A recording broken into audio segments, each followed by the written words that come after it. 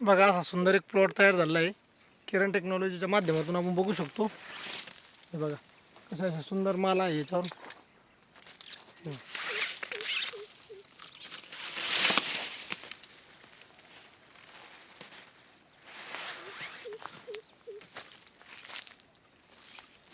हेच नाही आपण सगळे झाडं बघू शकतो, असं काही नाही एकाच झाडाला आहे म्हणून सनी, असे वेगवेगळे झाडं आपले पूर्ण जशाल तसेच आहे।